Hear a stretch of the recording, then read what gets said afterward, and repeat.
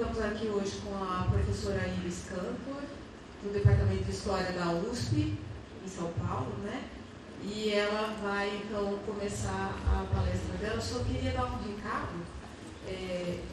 Eu não sei quantas pessoas aqui vão para Cáceres, a gente tem ainda algumas vagas para quem tiver interesse. E para quem já fez a inscrição, eu queria pedir sua palavra para o professor. Obrigada. Boa noite a todos e todas. É uma alegria muito grande estar aqui, a convite da Luciana Mascaro, e no âmbito desse colóquio tão importante, está discutindo questões que são vitais, né? Ainda mais nos tempos que correm, e agradecer também os organizadores, né? O apoio logístico, enfim, é um prazer estar aqui. Na verdade, eu estou também um pouco por insistência da minha colega, amiga e parceira Beatriz Bueno, que sempre me instiga e me faz andar para frente na pesquisa. E, não, você tem que ir, tem que falar sobre os seus topônimos.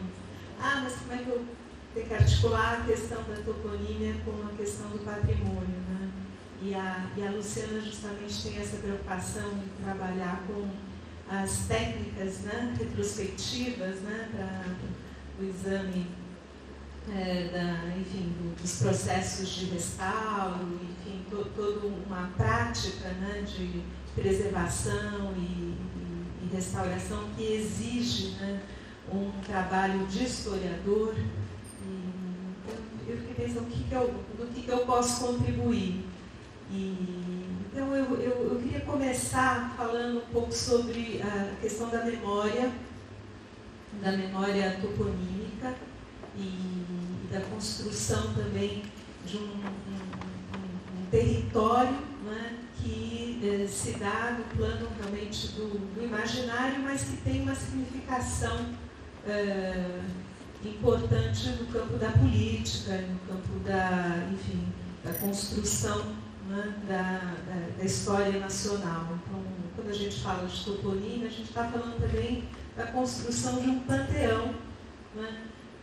Estamos falando na heroicização, né, que se espelha e se expressa, né, no próprio processo de nomeação dos lugares, né?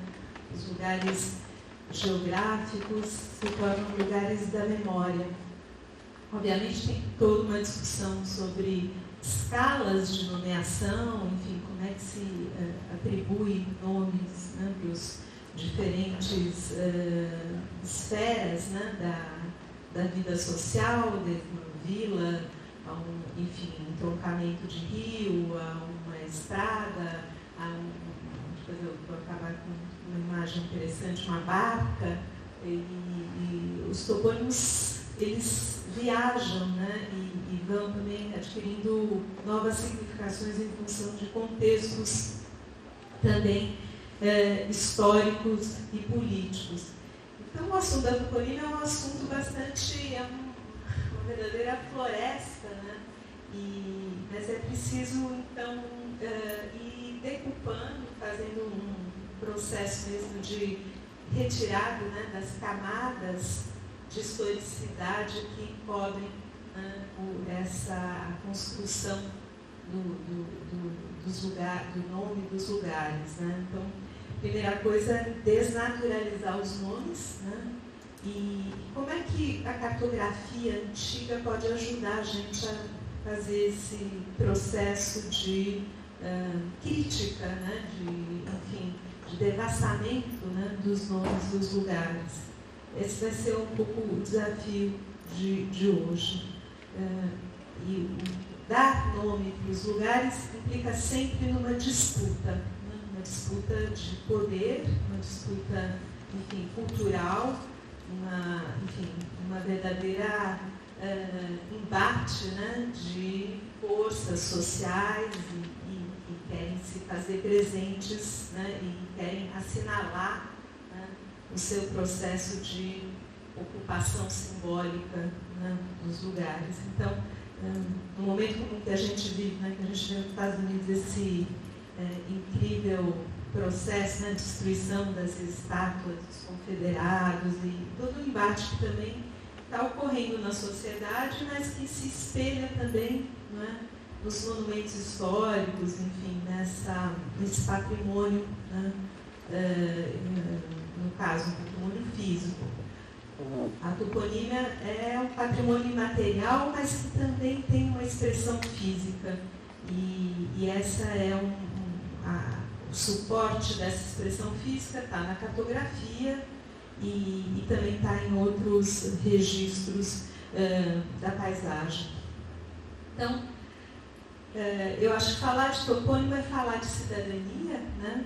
E pensar em um chão comum, um chão compartilhado. E fazer história da memória toponímica é também, né, ouvir as vozes, né, que, enfim, estavam em disputa no momento, não é, da fixação de um determinado nome.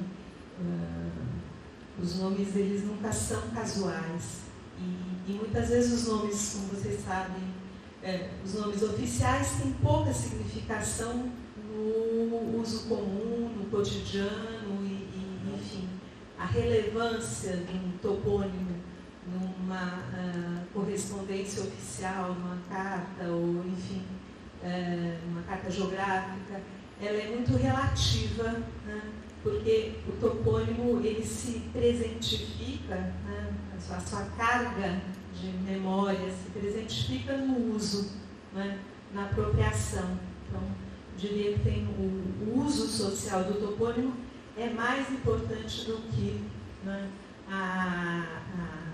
digamos assim, a tradição oficial, né? Mas é preciso, então, fazer essa raspagem, né? São 500 anos de história, né? Pensando aqui no Brasil como um todo, depois eu volto a essas duas imagens, mas imaginem esse mapa, que é essa gravura é do final do século XVIII. É um mapa do Brasil inacabado. Eles não tiveram tempo de colocar os topônimos, mas eu achei ótimo para os meus propósitos. Eu acho que essa imagem do mapa mudo, não é? É o que, enfim, pode suscitar um debate. Então, nós temos uma imagem que essa imagem, né, ela foi construída por um cartógrafo que nós conhecemos, Antônio Pires da Silva Pontes Leme, nascido em Mariana, Minas Gerais, e que, no final do século XVIII, recebe uma encomenda para fazer uma espécie de grande síntese cartográfica do processo de povoamento, ocupação e, inclusive, reunir os dados das chamadas partidas demarcadoras. Então, por uma série de motivos, a encomenda não pôde ser finalizada, mas esse registro aqui existe, está na Biblioteca Nacional, está no site da Biblioteca Nacional. Então, o processo de dar nomes para os lugares, ele não é também aleatório, né? No século XVI, quando chegam os colonizadores, como vocês sabem, os lugares vão adquirindo nomes em função também do dia do santo, né? Da data em que os conquistadores, né? Que os colonos chegam, os navegadores aportavam, da data em que se realiza a primeira missa, enfim, o calendário geográfico é, né, fundamental e ele está presente em toda a costa do Brasil. Nossa Senhora, São Sebastião do Rio de Janeiro, e assim no dia 20, né, de janeiro, e os nomes, então, eles são sempre relacionados com essa tradição católica. Era uma forma de inserir o território, né, numa espécie de cosmogonia, né, cristã católica. Também, nesse momento, ainda no início do século XVI, prevalecem topônimos ligados às atividades de exploração econômica. Pau-Brasil, né, é possível identificar em vários pontos da costa, outros tipos também de produtos, né? O açúcar começa a aparecer também, a palavra engenho. Então, as lógicas de atribuição dos topônimos no século XVI, sobretudo, são lógicas, né, ligadas, né, muito à expansão da fé, do Evangelho, essa ideologia, né, que marca, né, o processo também de expansão portuguesa, e as atividades de exploração econômica. Com a chegada depois dos jesuítas, sobretudo na época da União das Coroas Ibéricas, no final do século XVI, início do século XVII, os jesuítas vão se expandir, sobretudo nessa região aqui, a província guaranítica do Paraguai, os mochos, chiquitos, no norte também. Os jesuítas, como vocês sabem, né, uma ordem, né, militante e que teve um papel fundamental na interiorização, né, do povoamento, né, europeu no continente sul-americano. Os nomes, então, vão ganhar essas características híbridas, né, de dias de santo associados com nomes nativos, às vezes das etnias, às vezes não, mas sempre São Paulo de Piratininga e assim por diante. Essa dupla composição é algo absolutamente interessante, porque junta, por um lado, o universalismo católico com, né, uma espécie de assentamento local, né, com esse enraizamento local dos jesuítas permite, então, que o nome São Paulo, né, de Luanda, São Paulo de Piratininga, São Paulo de Macau, né, circule, né, e crie uma certa unidade, né, do mundo, né, da missão jesuíta, né, da ordem do programa jesuíta de evangelização nas 4 partes, né, do globo. E associado também aos portugueses, obviamente, porque os jesuítas da província, né, de Santo Antão, eles estão ligados ao projeto evangelizador português. Mas essa é uma lógica que está presente também entre os jesuítas castelhanos, no México, no Peru, enfim, sobretudo na Califórnia, né, onde os jesuítas também se expandem mais ou menos nesse mesmo momento em que os jesuítas, né, adentram o território da América do Sul. Tudo isso ainda faz parte desses, são estratos, né, de tempo, estratos históricos que constituem, na verdade, né, esse território toponímico, né? E Mato Grosso, obviamente, é uma floração do século XVIII, né? Então, o início das primeiras décadas, né, as primeiras incursões, a chegada, né, do primeiro governador em 47, 48, quer dizer, uma região de colonização portuguesa tardia, mas não quer dizer que não tivesse sido frequentada pelos jesuítas, muito pelo contrário, pelos sertanistas, né, inclusive não só de São Paulo, mas das regiões das monções do norte. Em 1747, né, o João de Souza Azevedo já tinha descoberto uma rota, né, que ligava, né, Cuiabá a Belém, pelo Arinos e Tapajós. Então, os nomes começam a ganhar, né, características que têm a ver com essa expansão do sertanismo, inclusive com o processo de preação, né, e escravização dos índios, com a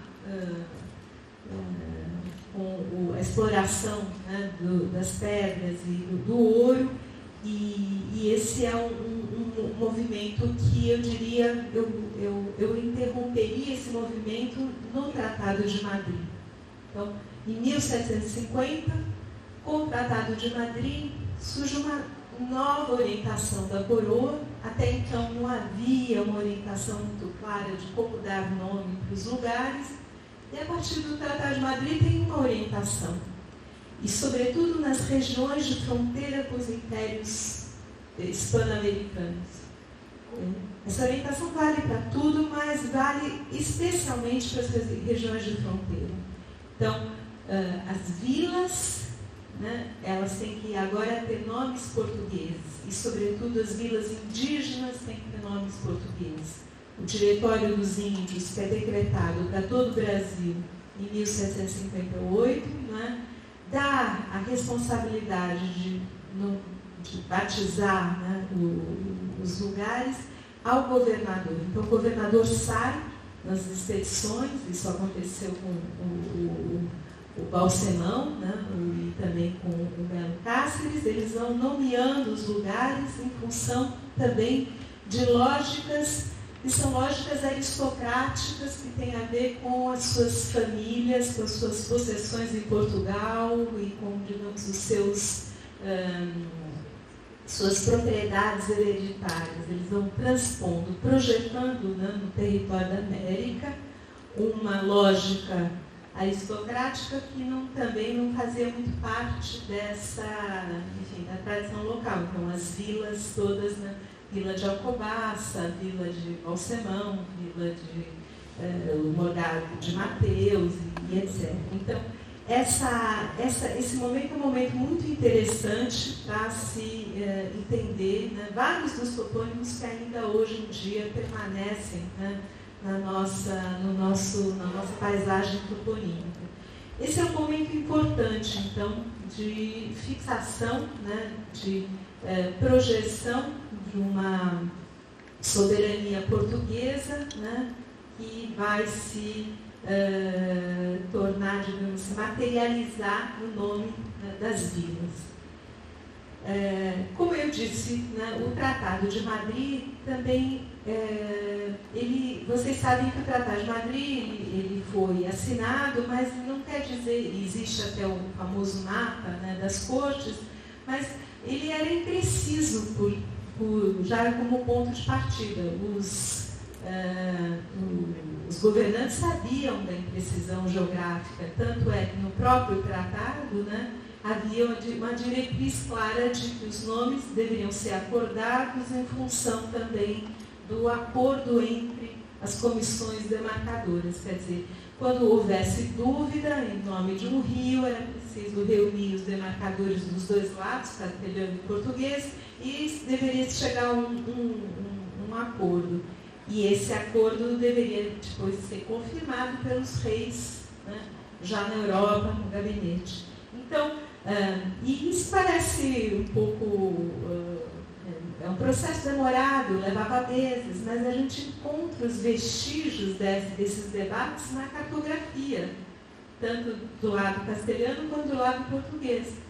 Então, a imprecisão toponímica, ela é muito frequente, ela é objeto de longos conflitos, até o século, eu diria, até o começo, né, até o século XX, né, o nome dos rios, né, e a imprecisão de como colocar, como grafar, como delinear, né, o curso dos rios e nomear o curso dos rios, é uma preocupação constante dos cartógrafos. Então, essa aventura do século XVIII, né, que foi constituir, né, fechar o território da América Portuguesa, evitar, né, manter essa unidade, né, do norte ao sul, de leste a oeste, essa grande aventura, né, dos colonizadores portugueses. Isso gerou uma cartografia imensa. Beatriz estudou isso no detalhe, né, a quantidade de engenheiros militares que vieram entre o Tratado de Madrid, né, e o Tratado de Santo Ildefonso, né, é realmente espantosa. O Jaime Cortesão vai dizer, né, no seu trabalho, que é, na verdade, uma segunda descoberta do Brasil, e ele tem razão, em termos dos desafios, enfim, de toda a ordem, e nesse momento o desafio de mensurar, né, e estabelecer, digamos, um padrão uniforme, né, que pudesse, enfim, que implicasse, né, numa circulação daquelas informações, que aquelas pessoas pudessem, né, entender e transmitir aquela informação de maneira mais precisa possível. E por incrível que pareça, os topônimos nesse momento exercem uma função importante, porque eles são muito mais precisos do que a longitude, do que as observações astronômicas e, enfim, um método de estabelecer a longitude também era impreciso. Então, o topônimo ajuda a aquilatar, a dimensionar, a estabelecer relações de distância entre um ponto e outro.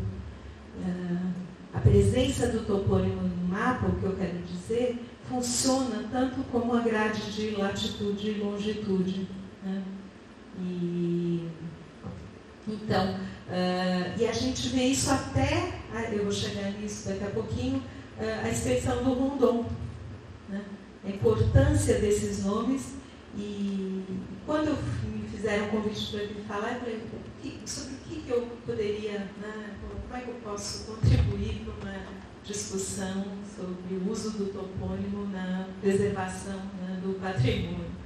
E eu falei, então vou ler a expedição do Rondon, vou ver as expedições, e são muitas, acabei escolhendo um caso, mas me ocorreu que eu vou ver como é que o Rondon usava os mapas antigos, como é que o Rondon usou os mapas desse momento, né, de estabelecimento das fronteiras, do Tratado de Madrid, do Tratado de Santo Ildefonso, quais foram, né, até que ponto essa cartografia, esse legado, né, do período colonial, legado cartográfico, esse patrimônio, que, enfim, imenso, ele teve utilidade ou não nas expedições do Rondon, que duraram, enfim, de 1907 até pelo menos 1916, e posteriormente continuou, mas esse momento aí de instalação das linhas telegráficas no Mato Grosso.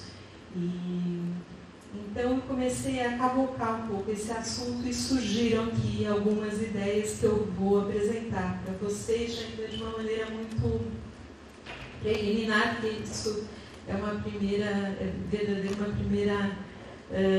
apresentação. Acabei de escrever esse trabalho para o colóquio.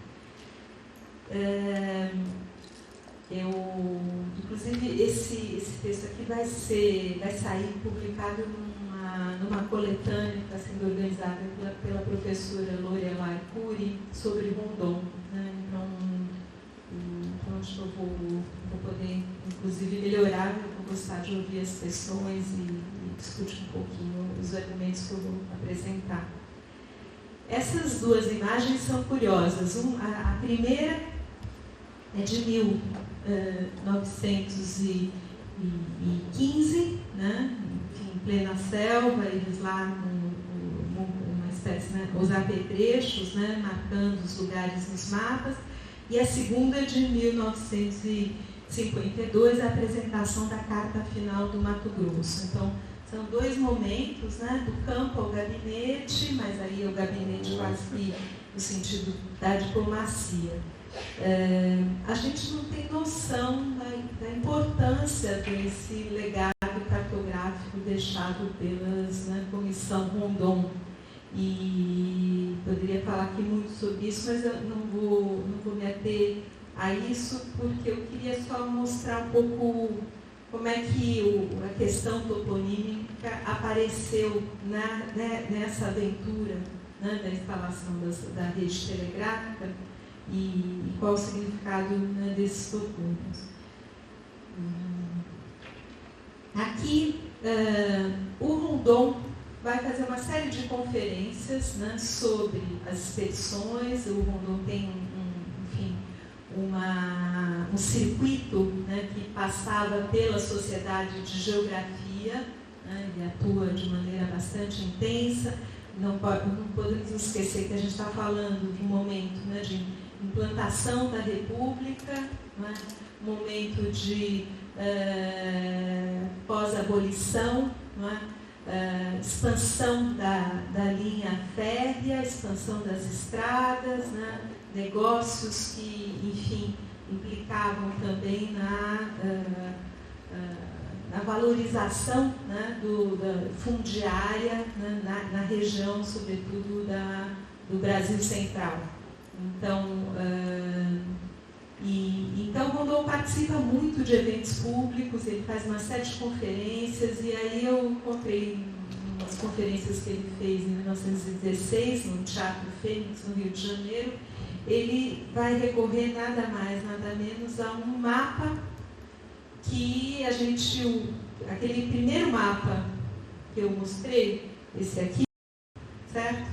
Ele é a base, né? Ele foi extraído desse mapa aqui, que é o mapa que chama Nova Lusitânia, né? O estado do Brasil, foi feito em 1798, no âmbito da Sociedade de Geografia, Sociedade Real Marítima e Militar, fundada pelos portugueses, o Dom Rodrigo de Souza Coutinho. Esse é o mapa, então, que o Pontes Lenin fez. Esse mapa aqui, ele vai servir, né, ele vai ser discutido na sociedade. O Rondon vai mandar copiar o mapa. Ele faz a cópia a partir da matriz que está na Biblioteca Nacional de Paris. Esse mapa Nova Lusitânia, a gente tem 4 cópias, né? Uma que está no Laboratório Astronômico de Coimbra, outra no Arquivo do Exército em Portugal, em Lisboa, no Arquivo do Exército no Rio de Janeiro e o em Paris. A de Paris é a que Nabucco mandou copiar, né? E que ele usou depois também para... Joaquim Nabuco usou para poder defender as fronteiras das Guianas, já no final do século XIX. Então, por que eu estou me referindo a essa tradição? Porque os nomes como é que os nomes vão aparecer nessas várias versões, né, da cartografia? São os mesmos nomes, eles vão adquirindo, vão se deslocando, vão sumindo, vão sendo substituídos por o quê? Então eu fiz essa comparação. Eu não vou e meu texto vai mais no detalhe, mas me interessou sobretudo a polêmica que o Rondon suscita com esse mapa. Ele vai dizer o seguinte: ele reclama, ele já tinha feito nessa época a viagem com o Roosevelt para localizar, né, o Rio Dúvida, e, enfim, eles vão rebatizar o Rio Dúvida. Aliás, é uma passagem super interessante. Eu vou ler aqui sobre eu acho que eu vou ler para não perder. Ele diz o seguinte: no relato da expedição Roosevelt-Rondon, empreendida entre 1913 e 1914, o impulso de nomeação dos rios e acidentes geográficos já estava presente, né? E ali a expedição, né, já procurava homenagear os mártires integrantes das expedições militares contemporâneas ou precedentes.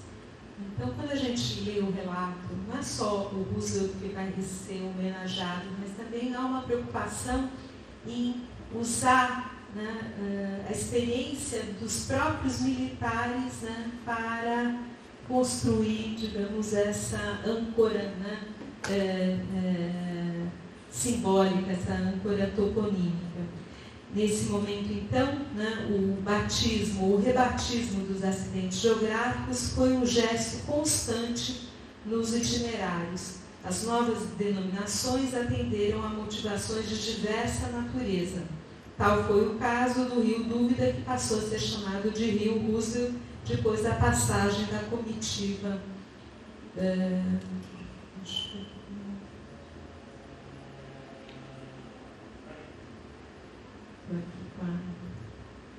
Vou deixar. Não era aqui. Gente, depois eu vou mostrar para vocês essa mapa do mundo. Acho que é isso.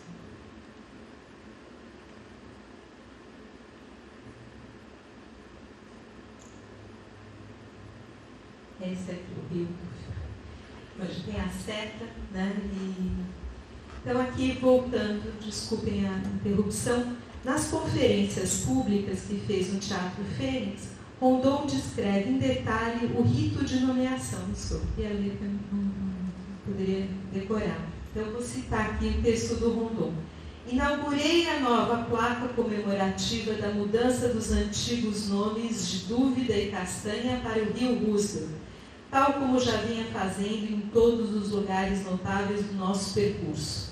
A cerimônia dessa inauguração quis assistir o ilustre homenageado e, apesar disso, lhe custar grande sofrimento provocado pelo esforço exigido da perna doente, veio colocar-se de pé ao lado do marco inaugural, comungando ainda mais uma vez com os pensamentos de fraternidade internacional e os sentimentos de amizade, de consideração pessoal que nós, os que tivemos a satisfação e a honra de ser seus companheiros de trabalho durante a dificílima travessia, queríamos por aquele ato externar. Theodore Roosevelt chegou, no seu livro, que ele publicou imediatamente nos Estados Unidos, chegou a comparar a construção do Canal do Panamá com a epopeia de interligação do Mato Grosso à costa atlântica, realizada então pela Comissão das Linhas Telegráficas. Então ele faz houve uma espécie de elogio mútuo, né? No caso do Rondon, mas Rondon é esperto. Rondon, como é que ele se dirige, né, aos membros da sociedade? Ele diz, quando ele está apresentando a conferência, ele quis conciliar também um certo patriotismo indianista com o pan-americanismo da Primeira República. Então ele diz o seguinte, a flecha está bem nesse cantinho: ficamos com o rio Roosevelt, sem, no entanto, perdermos o tradicional Arapuanã. Quando, porém, a justificação da nova denominação, pelo fato que alegamos de ter sido a expedição Roosevelt-Rondon a primeira a descobrir o curso do rio, a que chamávamos de Dúvida, reconhecendo e levantando ao mesmo tempo os dois antigos Castanha e Baixo Arapuanã, os quais só depois dos trabalhos desta expedição puderam ser colocados nos mapas, mas apareceram contestações. De todas elas, limitar-me-ei a fazer alguns reparos sobre o que foi comunicado à Sociedade Geográfica de Lisboa na sessão de 5 de março deste ano pelo Sr. Ernesto Vasconcelos, secretário perpétuo da mesma sociedade. E assim o faço pela consideração que nos deve e merece a casa, onde carinhosamente se guardam as crônicas das antigas capitanias do Brasil. Então vocês veem aqui que tem, de repente, uma coisa: o Rio Dúvida virou uma disputa internacional que está ecoando na Sociedade de Geografia do Rio de Janeiro, na Sociedade de Geografia de Lisboa, na Sociedade de Geografia dos Estados Unidos. Essa polêmica repercute, vira... e essa dimensão, né, que eu tinha um pouco rastreado no século XVIII, eu vejo ela reaparecer aqui. E o Rondon ainda vai, nesse contexto que ele vai, né, olhar os mapas do século XVIII, vai dizer o seguinte: olha, não, os portugueses não passaram por essa zona, eles não cartografaram, essa região que pega do Rio Dúvida até o Rio Paranatinga, Tapajós, não está, né, bem delineada na cartografia, e nossas expedições, e mesmo as expedições que nos antecederam, né, de militares já brasileiros, é que devastaram pela primeira vez essa região. O trecho é longo, mas a controvérsia, né, cartográfica está carregada de ressonâncias geopolíticas, como eu já me referi. O Rondon observa que o rio Arapuanã, que forma o rio Madeira, não estava figurado nos referido mapa. Esse rio não existe, estou citando ele, como também não existe a ilha em cujo interior ele é figurado. Porém, o mais admirável é o esforço de imaginação que deve ter custado ao secretário perpétuo da Sociedade de Geografia de Lisboa. Dá uma espetada, né, no secretário, e aí ele continua, e eu queria chegar um pouco nesse ponto onde ele, aqui, pensem o seguinte, nós estamos falando de 1916, né? Quase que pré-Primeira Guerra Mundial, né? Sociedade das Nações se formando, pós-Conferência de Berlim. Então, houve toda uma discussão, né, que remonta a 1885, né, sobre que direito os portugueses tinham de reivindicar territórios na África, né, só porque eles teriam sido os primeiros conquistadores europeus a pisarem, né, nessas regiões que estavam sendo partilhadas pelas nações europeias naquela altura de 1885. Então, esse debate sobre a prioridade, né, o direito que tem, né, os descobridores, né, a posse, né, das colônias, né, estava na ordem do dia. Então, ele cita aqui mais um trechinho do Rondon, o senhor Ernesto Vasconcelos, para não afastar essa linha do seu plano de demonstrar irrecusavelmente que os portugueses na América do Sul, na África e na Ásia mantêm a prioridade de importantes descobertas terrestres e marítimas a que outros se arrogam os direitos.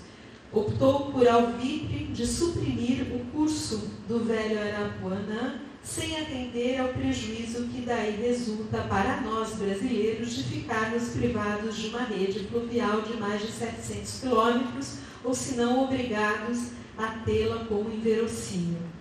E, afinal, ele, inclusive, valente da sua própria experiência de campo, o Rondon diz: verifica-se, pois, que os cursos antigamente denominados Dúvida, Castanha e Baixo Arapuanã formam um rio único extenso de 1.009 quilômetros, avançando uniformemente do sul para o norte. Enfim, aqui, né, era apenas para dar um exemplo, né, de como que essas questões têm esse rebatimento diplomático e mais adiante ele diz aqui: este rio figura em algumas cartas geográficas com o nome de 3 barras, parece-nos ter sido dado por um tal de João de Azevedo, o primeiro explorador que passou pela sua barra para subir o rio Arinos. E aqui ele já está se referindo ao rio que eu vou usar como um estudo de caso, né, que é um rio que foi explorado por um tenente Antônio Pirineus de Souza no ano de 1915, e o Antônio Pirineus de Souza chefia uma expedição, né, numa região que fica a leste do rio Dúvida, né, nessa região aqui onde... Não sei se está muito chato nessa região aqui. Esse riozinho aqui, essa região aqui, é a região, uma região que eu quero que vocês prestem atenção, porque realmente ela não aparece na cartografia portuguesa, né? Mas na verdade, o Rondon tinha razão, né? Mas não aparece, e vou tentar explicar um pouco por que também ela é subtraída da cartografia portuguesa, embora fosse uma região muito importante, porque ela vertebra uma das ligações com Belém. Então, com Belém nós temos pelo menos 2 rotas importantes, vocês sabem melhor do que eu, pela via, né, do Guaporé, né, Madeira e Mamoré e Madeira, e a via do Arinos e Tapajós. Essa região foi proibida também, né, de circular, a coroa não estimulou muito o seu povoamento, o povoamento nessa região vai ser tardio, quer dizer, do ponto de vista da expansão da fronteira. E no momento em que se realiza essa expedição do Pirineus, do Antônio Pirineus de Souza, a gente vê que a região está toda tomada por seringais, por barracões, e os relatórios da expedição são um material importantíssimo para fazer a história da borracha nessa região da fronteira, né, do limite entre o Pará e o Mato Grosso. Eu queria falar um pouquinho também do material que eu usei para fazer essas reconstituições, que são justamente essas cadernetas de campo. Está tudo online no Museu do Índio, né? Vocês vão encontrar essa maravilha, são várias cadernetas de campo, e onde a gente consegue reconstituir o processo mesmo, né, de feitura, de confecção dos mapas, e a importância dos topônimos, que vão dando justamente, né, uma tessitura para o território, e a importância também de registrar tanto os topônimos que eram usados pelas populações locais e os novos nomes que estavam sendo dados, enfim, todo um processo que as cadernetas registram. São as cadernetas de caminhamento, né? As cadernetas onde se registra e se mede tudo, né?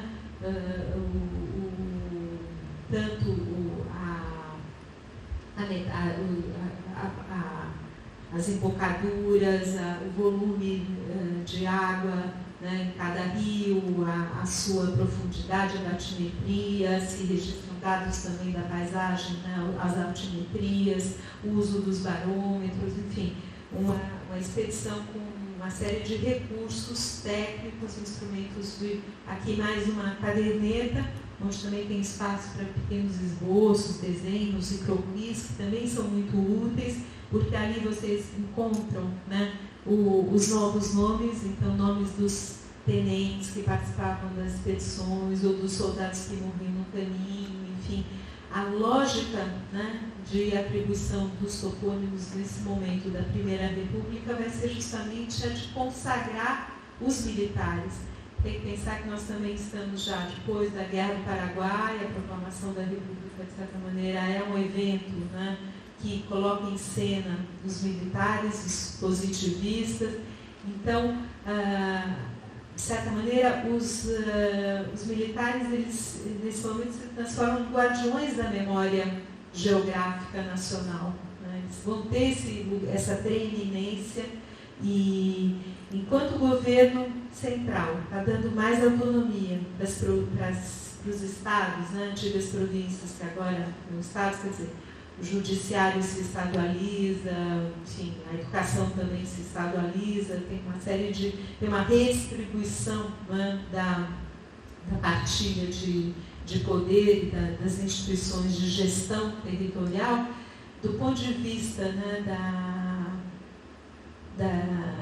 daquilo que seria as redes de integração do território, a manutenção da sua unidade, integridade. Isso, os militares vão ser os porta-vozes, né, dessa unidade geopolítica. Então, aqui as cadernetas, né, só para ter um pouco a noção, como é que aqui também, né, tem material incrível para ser trabalhado, a história social, né, dos seringais, da relação também com os índios na região. Esse aqui é um vocabulário que eles vão fazendo também. No relatório do Antônio Pirineus, ele está dividido em 4 partes, né? Uma parte que é o relato da viagem, o cotidiano, o que eles vão encontrando, vão catalogando espécies de plantas, se preocupam em descrever os animais, se observam dados, né, sobre o relacionamento com os índios, as disputas interétnicas, né, uma série de dados econômicos sobre exportação da borracha, quanto é que levava o coletor, como é que o aviador se relacionava com o seringueiro, as formas de exploração do trabalho nos seringais. Então, é um relato muito, eu diria assim, rico, né, do ponto de vista do que era uma radiografia, né, desse processo de avanço da fronteira colonial. E depois tem os anexos. Os anexos são a sistematização do material que está nas cadernetas. Então, vem listas, né, de lugares e onde tem todas as medições que foram feitas, né, os tempos, as distâncias, enfim, as características, né, geográficas do terreno, enfim, aspectos ligados também à formação, né, geológica. Material muito curioso.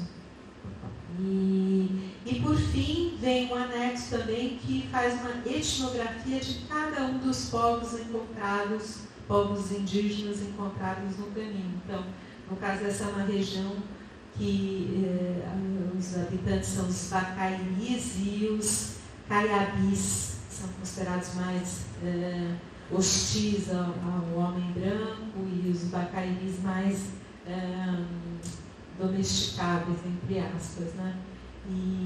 Mas aparecem os mundurucus também e os abiacás. E também o relatório dá muita informação, quer dizer, de novo também é um indigenismo, né? Bastante, eu diria assim, já amadurecido. Bom, mas como é que então são as lógicas de nomeação nesse momento, né? A gente percebe, eles estão tentando fazer uma rota, que é a rota Paranatinga, São Manuel, Três Barras, né? E aí, Três Barras e São Manuel vai virar Teles Pires. Né? Quem foi o Teles Pires? Né? Antes, a expedição do Teles Pires ocorre final do século XIX, né? E a gente percebe durante todo o relatório uma intenção do Pirineus de justificar os nomes, né, dos lugares que homenageiam os militares das expedições antigas e das expedições que ele mesmo coordenou, estava acompanhando. Eu vou passar um pouco adiante, mas há muita referência, né, ao trânsito dessas expedições oficiais, as expedições que foram oriundas do desejo dos governadores. E não aparece quase nada sobre viajantes estrangeiros que passaram nessa região. Então, de novo, é um silenciamento também, quer dizer, um projeto, né, de nacionalização também, de certa maneira, de consagração de uma memória geográfica eminentemente nacional. E essa expedição, né, do Teles Pires é uma expedição que foi organizada pela Sociedade de Geografia em 1888, ela acontece, de fato, em 1889, um ano depois. Teve a participação também do Observatório Astronômico e do Museu Nacional. Então, e é muito curioso porque no relato do Pirineus ele vai dizendo assim: aqui nós achamos vestígios da expedição do Teles Pires, um vidro, uma chapa de cobre, as roupas. Ele vai procurando assim as pegadas, né, dos antigos expedicionários. Essa expedição do Teles Pires foi movida pelo desejo de, segundo os dados da Sociedade de Geografia, movida pelo desejo de resolver as representações do Paranatinga, do São Manuel e do Três Barras nos mapas existentes. A expedição partiu com 28 soldados, dos quais 13 faleceram no percurso. Os demais foram resgatados em 1890 pelo socorro do governador da Amazônia, Augusto Ximeno de Villerroy. Os militares foram encontrados nas proximidades dos rios São Manuel e Paranatinga, mas o principal, digamos, comandante dessa expedição de 1888-89, o Teles Pires, faleceu. No relato do Pirineus, um relato feito praticamente, né, mais de 10 anos depois, né, ele dá conta do infortúnio. Então, eu vou citar aqui o Pirineus falando. a 5 quilômetros do Parnaíta, no fim da ilha Armênia, forma-se a primeira queda do Salto Tavares, onde, a 3 de maio de 1890, faleceu o capitão Antônio Lourenço Teles Pires, e escapou de ser também vitimado o seu delicado companheiro, então tenente Oscar de Oliveira Miranda, que em um naufrágio perdeu parte de seus papéis e no outro tudo que pertencia à comissão. E a este salto, cachoeira, propus chamar Oscar Miranda, caso aceitassem os nossos geógrafos o nome de Teles Pires para o curso do rio que o forma. Antônio Pirineus de Souza registra a curiosa inscrição numa gruta. Ele chega numa hora que tem lá uma gruta, e ele registra o seguinte: nesta margem há 3 grutas. A maior, os bacairis chamam de Gruta Numa. É isolada das outras e tem 3 metros de altura. É clara e é composta de 5 ou 6 encontramos gravados na parede desta gruta o nome Teles Pires e a data 1889. Então, essas práticas de demarcação, porque o topônimo nada mais é do que uma forma também, né, de demarcar o território, né? Vale tanto quanto uma pedra, uma inscrição, enfim, ou mesmo um mapa. Então, aqui a gente encontra essa prática curiosa. A expedição, então, né, essa expedição, né, comandada, então, pelo... segundo Pirineus, a expedição comandada pelo tenente de milícias Antônio Peixoto de Azevedo partiu de Cuiabá em 1819 para descobrir a rota para o Pará, por iniciativa do governador do Mato Grosso, cujo nome e sobrenome foram também devidamente consagrados na memória toponímica oficial, como se pode observar no relato de Pirineus, passados praticamente um século. Então, tanto ele remonta à expedição do Teles Pires, que ocorreu, enfim, em 1889, quanto a uma outra que teria ocorrido no início do século 1819, e aqui ele vai explicar o nome do lugar. O nome de Salto Majeci foi dado pelo seu descobridor, pelo tenente Peixoto de Azevedo, em homenagem ao tenente-general Francisco de Paula Majeci Tavares de Carvalho, governador do Mato Grosso, que primeiro mandou explorar o rio Paranatinga. Os seringueiros, desconhecendo seu verdadeiro nome, que deve ser conservado, chamam-no muito impropriamente de Salto Grande. Então, de novo, aqui há o conflito, né, social, enfim, em torno da nomenclatura. E não raro, os geógrafos militares procuravam corrigir a nomenclatura de uso popular. Então, não bastasse eles estarem dando nomes que tinham pouco significado, né, para a população, eles também querem corrigir os nomes que as populações às vezes davam. Então, aqui ele diz: qualquer que seja a origem do nome de 3 barras, não tem ele hoje razão de continuar a figurar nas cartas, pois, de fato, o rio Teles Pires só tem 2 barras. Né? Então, estendendo uma prática comum no início do século XVI, manteve-se também o costume de consagrar os lugares com nomes do santo do dia, né? Inserindo assim no espaço a cosmogonia cristã e católica. Muito embora a toponímia com motivação indígena, ambiental, onomástica ou até poética, né, seja quantitativamente mais expressiva. Então, fazendo um levantamento, peguei esse relatório, quantifiquei todos os topônimos, deu cerca de 340 topônimos, e depois classifiquei esses topônimos, e dá para perceber que a predileção pelo nome dos santos diminuiu drasticamente, né?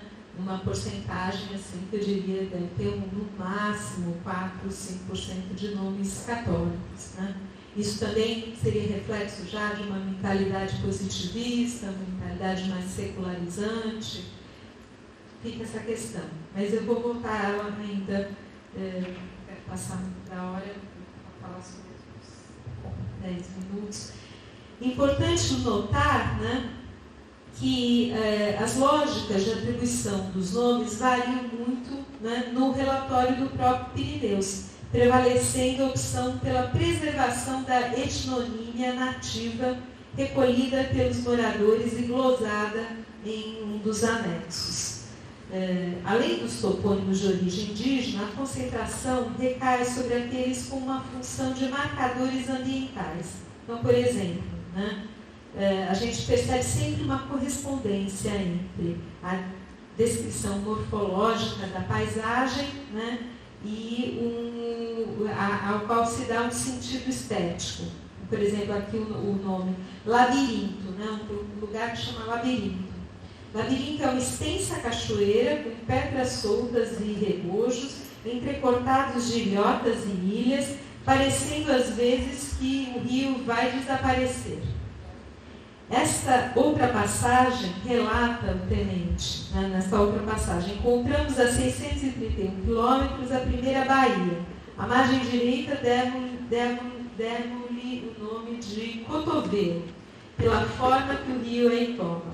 Os perigos, medos, encantamentos da paisagem se expressam na escolha dos topônimos. Cachoeira Doce Ilusão, Cachoeira Emboscada, Cachoeira Flechal, Cachoeira Perdição, Rasteira, Cachoeira Tombador, Esfriado, Ilha da Alegria, Ilha de Desventura, Ilha Formosa, Rio do Sofrimento. Os nomes dos lugares constroem assim uma cartografia afetiva, né? Abro aspas, no dia 20 de julho, chegamos à extensa Cachoeira Perdição, nome dado por Peixoto de Azevedo, aquele de 1819, da expedição, por ter aí se perdido no canal da esquerda e ele erradamente supôs não estar em comunicação com o rio. Então, isso que eu queria chamar a atenção, as formas, né? Elas, enfim, as motivações variam, certas regiões estratégicas recebem o nome em homenagem aos militares. Em outras, né, a paisagem vai ganhando também contornos mais afetivos, né? O relatório deixa claro o papel das diferentes nações indígenas, dos sertanistas, seringueiros e dos proprietários de barracão na orientação dos percursos. Em um certo trecho, um seringalista maranhense abastado chamado Elias Praxedes do Nascimento colabora com a expedição. Então, o Pirineus diz aqui: com uma viagem sem acidentes, dando-nos Elias todos os nomes de ilhas, lagos, igarapés, morros, barracões e barracas que íamos registrando na caderneta de levantamento. Então, a importância da população local, que funciona como guia, né? E os vários guias que eles têm, porque eles, enfim, têm tanto esse Elias Praxedes, que era um seringalista, dono de barracões, ele mesmo diz que tinha 20 seringueiros que trabalhavam para ele, quanto os nativos, e ele fala das populações afrodescendentes, enfim, mostra ele tem uma preocupação de interação, né, com o entorno social, obviamente. Em conferência pública, e é incrível porque esse relato a gente vê que tem um rebatimento nas falas do Rondon, nas suas conferências públicas e mesmo manifestações na imprensa escrita. Ele diz aqui, em conferência,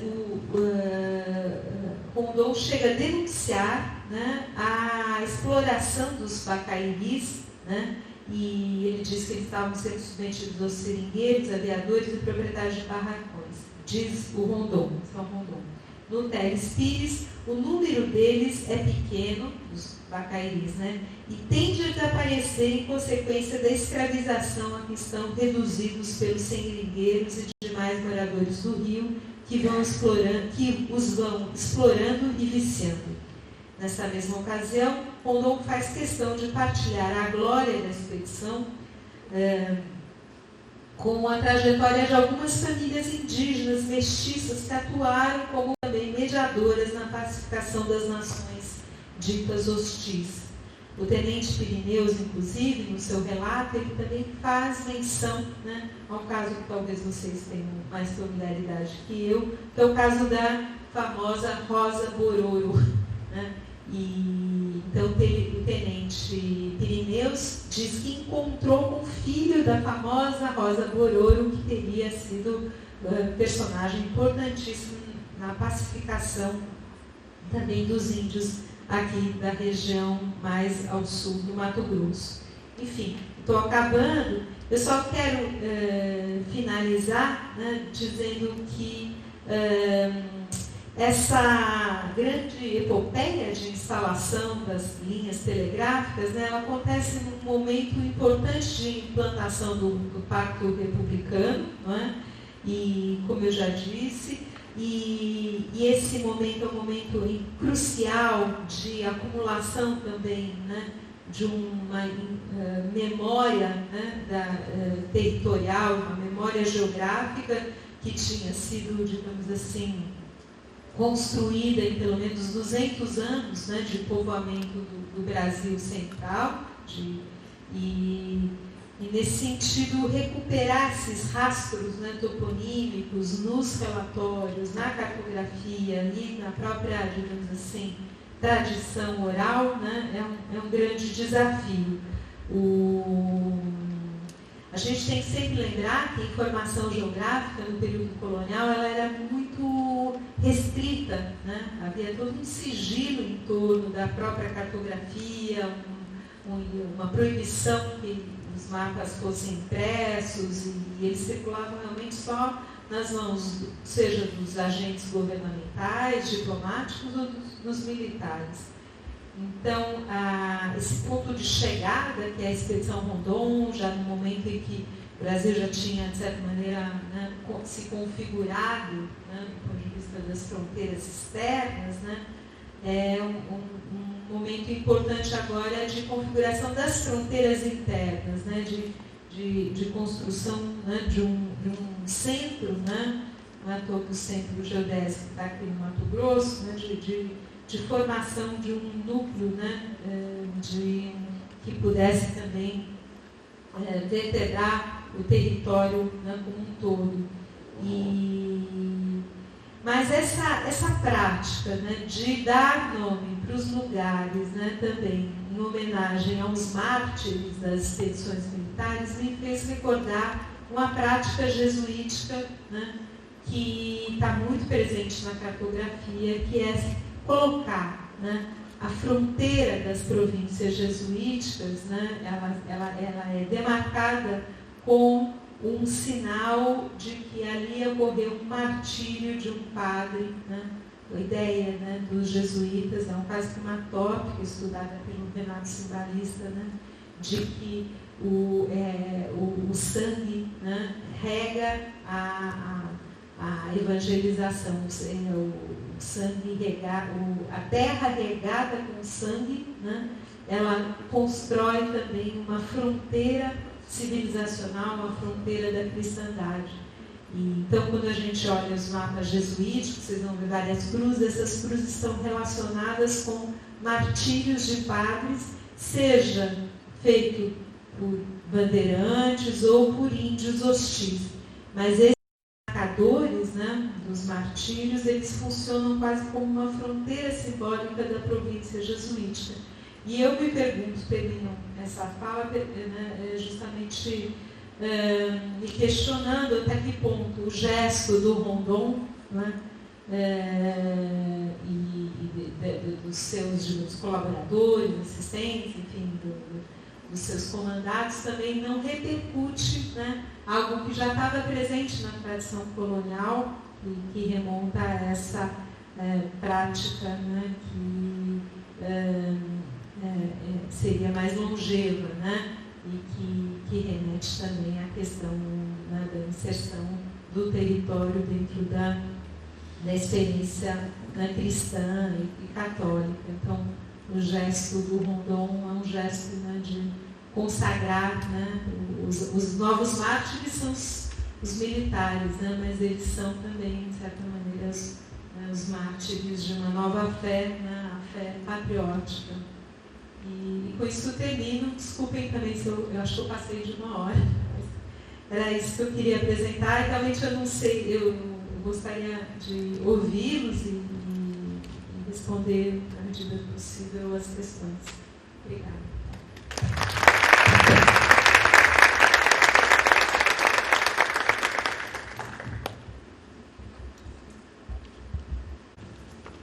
Linda conferência, muito bonita. Eu queria te perguntar uma coisa do ponto de vista dessas linhas telegráficas. A gente falou numa série de camadas de templos e de vestígios materiais, esses caminhos todos na parte da manhã.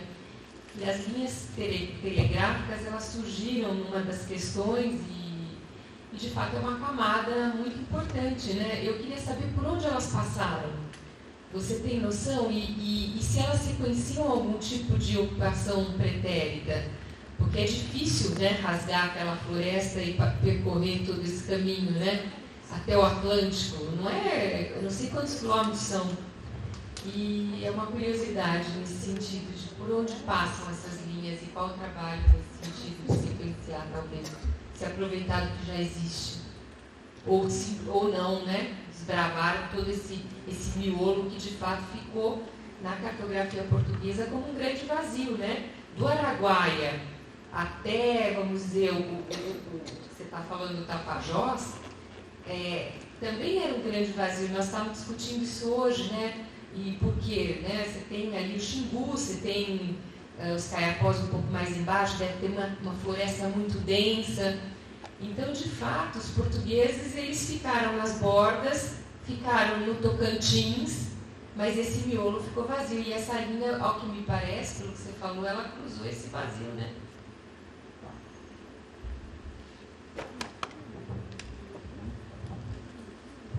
Obrigada, Bia. Vou começar então pelo final. Bom, realmente, esse é o argumento do Rondon, que ali tem um vazio, que agora isso foi feito já pelos brasileiros, a descrição desse território. Mas eu acho que não, eu acho que esse não era um vazio, mas ele não foi cartografado, porque desde a expedição do João de Souza Azevedo, esse que desce, que era um paulista, né, que levava... Estamos escutando?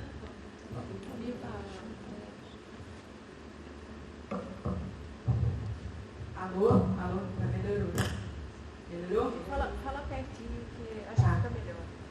Então, desde o João de Souza Azevedo, que fez, né, a rota ali nos Tapajós até Belém, isso é em 1747, essa rota vai ser usada permanentemente.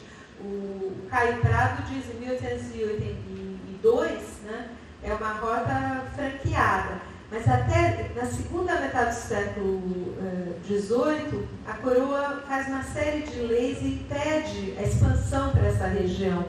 Ela prefere que seja ocupada a fronteira do Guaporé, mais a oeste. Por quê? Porque ela está preocupada em fechar a fronteira externa.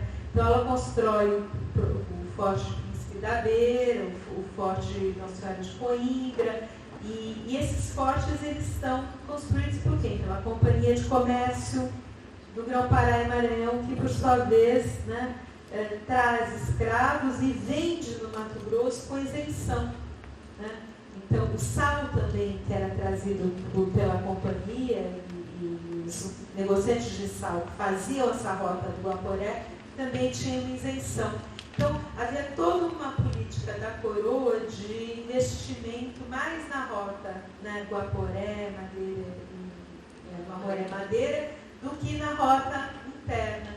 Então, ela não aparece cartografada, o que não quer dizer que não fosse usada. Isso que eu acho. A linha, a sensação que eu tive é que ela passa longitudinalmente, ela passa horizontal, né, vamos dizer, na linha da latitude, não da vertical, né? E mas essa expedição que eu narrei, eles não estão instalando, eles estão reconhecendo, estão fazendo um levantamento expedito.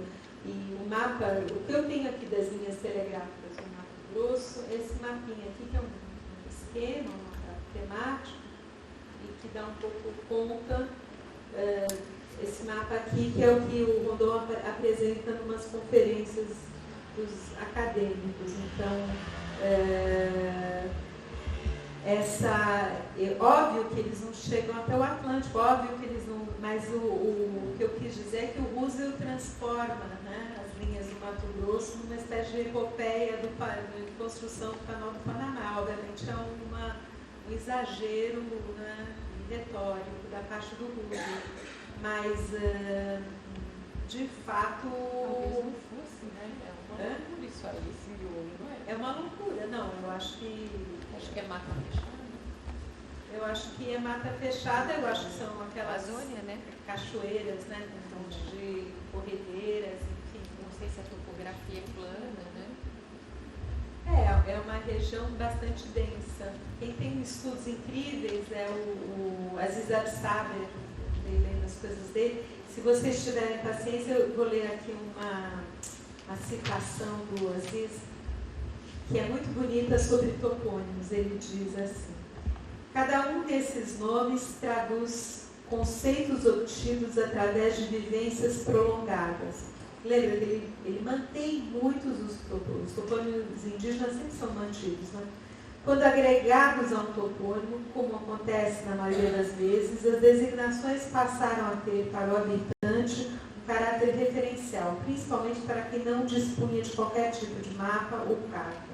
Tampouco conhecia os padrões regionais de drenagem em sua totalidade espacial, muitos rios nessa região. Cada homem, cada comunidade, em seu pequeno espaço de vivência, reconhecia o lugar do seu entorno pelo nome herdado dos indígenas e tornados tradicionais por pescadores, mateiros, seringueiros, castanheiros e beiradores. Furo de Onça, Paraná Ramos, Baía das Bocas, Furo de Breves, Canal Perigoso. Os critérios embutidos nas classificações populares dos componentes de drenagem amazônica têm valor científico, isso diz o Aziz Absaber, né? O povo da Amazônia reconhece tipos de rios pela cor das águas, pela ordem de grandeza dos cursos d'água, por sua largura, volume e posição fisiográfica, assim como pelo sentido, continuidade e duplicidade das correntezas.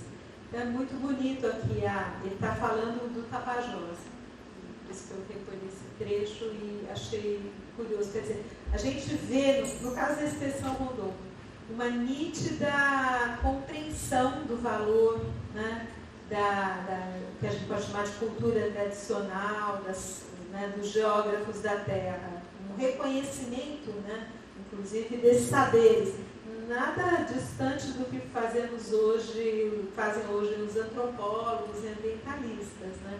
Muito parecido até. E também, quando eu estava lendo esse relatório, eu fiquei realmente assombrada, os mesmos dilemas, as mesmas embates, os mesmos conflitos, né, aparecem, né, que hoje em dia também as ONGs e o governo e os pesquisadores enfrentam para ver como lidar, né, com o processo de expansão da fronteira. Então, as linhas telegráficas.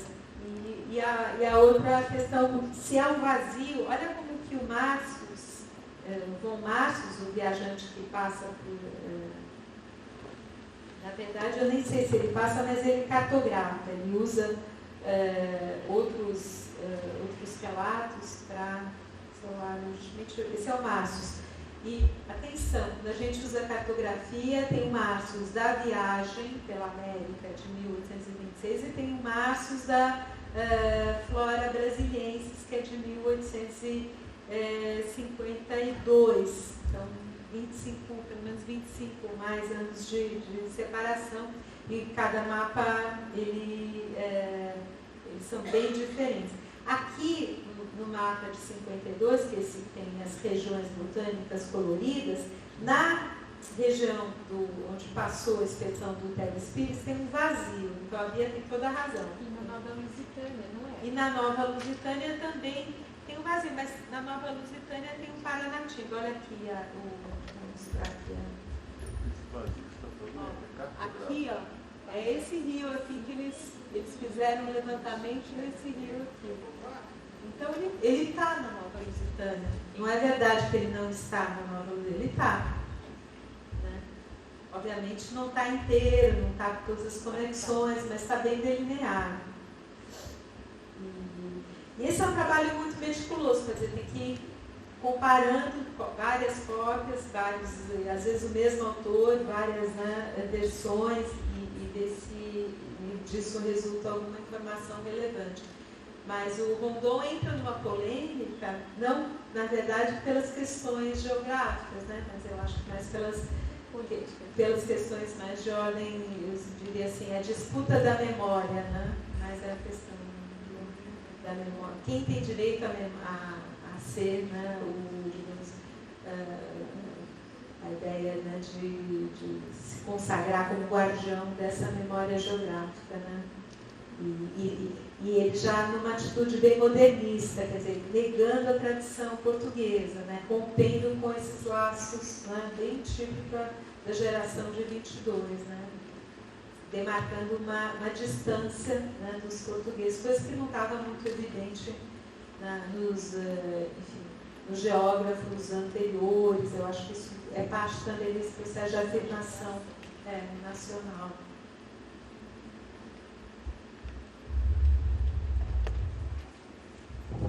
Boa noite, professora. Nós temos aqui bem próximo uma vila também, que é a Vila Maria, que depois virou São Luís de Casas, que entra dentro dessas nomeações das vilas e da ocupação, da consolidação, né? E temos, não sei acho que hoje parece que é o único monumento que tem de registro da cidade de Madrid, está na praça central da atual Cáceres, né? Não sei se sabe. Foi o marco do Jaú, né? Exatamente. E aí eu queria chegar. Se dentro dessa cartografia, de toda a sua pesquisa, aparece algum momento esse marco do Jaú, talvez com outro nome, e se isso tem uma indicação que poderia desdobrar numa pesquisa mais detalhada.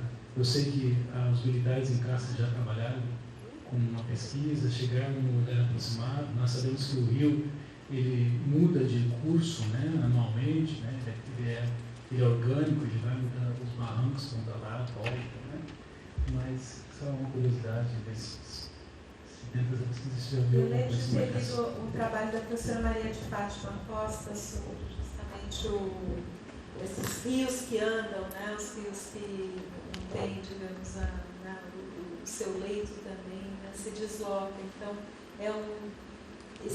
a cartografia e o topônimo, ela é uma fonte incrível para a história ambiental, para a gente conhecer um pouco também, né, a transformação, né, das paisagens naturais. Mas aí tem que olhar sempre para esses materiais de uma maneira, eu diria assim, relacional, quer dizer, sempre olhar conjuntos de documentos e comparar uns com os outros, quer dizer, nunca usar um documento único. No caso do Jaú, óbvio que ele vai ser muito cartografado, justamente vamos colocar o marco lá, e essa documentação você vai encontrar no Arquivo Histórico Ultramarino, né? Além dos relatos também dos vários demarcadores, né? O Lacerda Almeida, o Antônio Pires, gente que vocês conhecem bem, né? O Ricardo Franco. E agora, é curioso, eu não sei quando que o monumento foi transferido para Cáceres, né? Até no pós-guerra.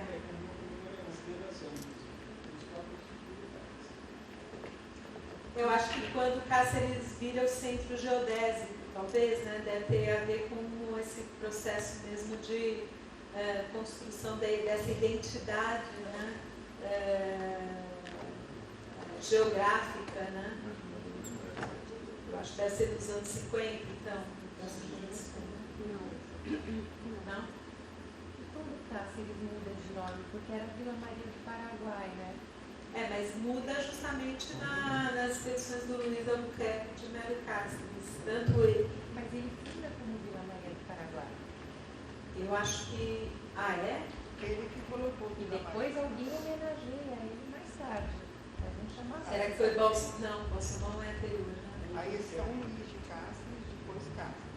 Aí homenageando São Luís, que chegaram uma missão de umas missionárias da França, da ordem dos homenageiros, que era ligada a São Luís, francesa. Essa renomeação da cidade? Isso já é no século XX. Isso deve estar tudo casado. Pois Agora é engraçado, isso a anulação estranha do lado o português, Cáceres né? não dá o nome de Vila Maria do Paraguai, né? Que é um nome tipicamente jesuítico. Vila Maria do Paraguai. Em homenagem à Rainha Maria. Paraguai. Mas do Rio Paraguai. Que fica na beira do Rio Paraguai. E a Maria é homenagem à Rainha Maria. Alô. Então aí já dá não é nome de Albuquerque a outra vila. Isso sim. Corumbá nasce com o nome de Albuquerque. Depois é renomeada para Corumbá, o nome indígena. Agora Cáceres não, nasce com Vila Maria e vira Corumbá, Cáceres. você sabe quando que... Então, isso que eu queria saber, a data dessas mudanças de nome, né? Então, essa cronologia tem que ser feita de maneira sincrônica, né? Tem que pegar todas as mudanças e a cartografia ajuda um pouco, mas ela não, enfim, ela também ela esconde outras lógicas, né? Então tem que usar várias fontes camerárias, relatos também, né? De vários grupos, né? Seja viajantes, estrangeiros ou mesmo comerciantes locais. E, olha, essa parte então tem que afinar. A Renata Malcher, eu acho que tem um bom levantamento sobre isso, né? E a Roberta Delson.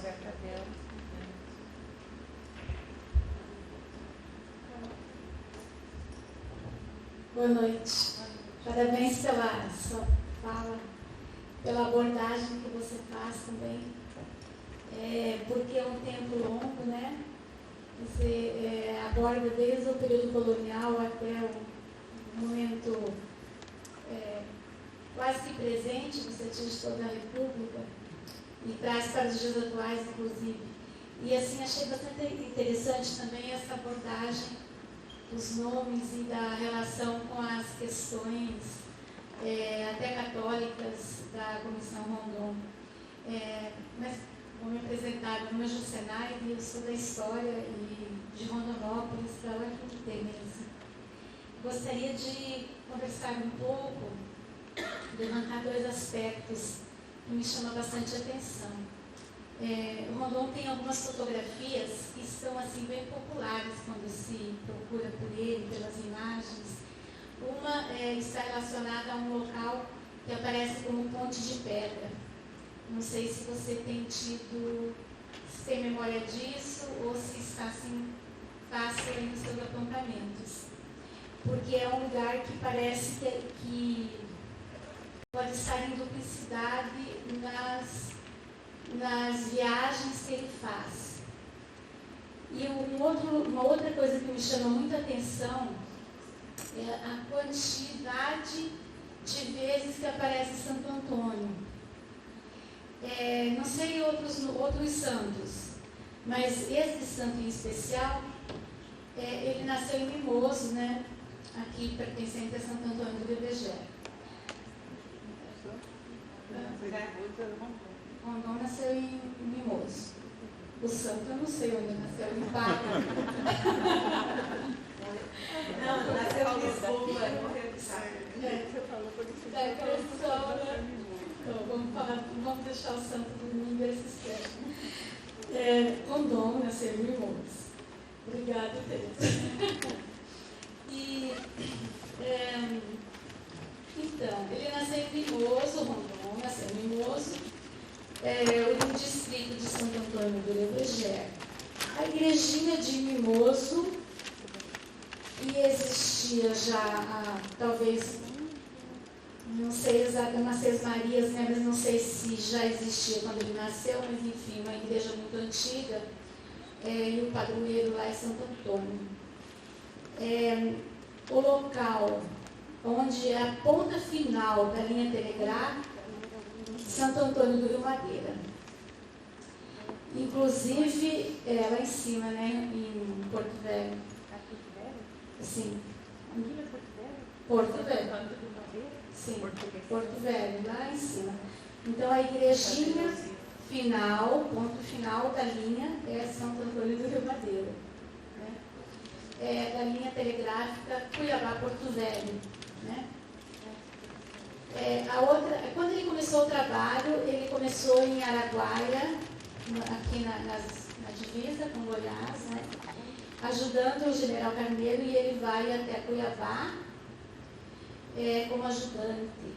Posteriormente, quando ele começa a trabalhar sozinho, por volta de 1900, não sei precisar exatamente, acho que um pouquinho antes do 1900, 1800, enfim, no finalzinho do século, ele pega Cuiabá, Corumbá. E aí ele faz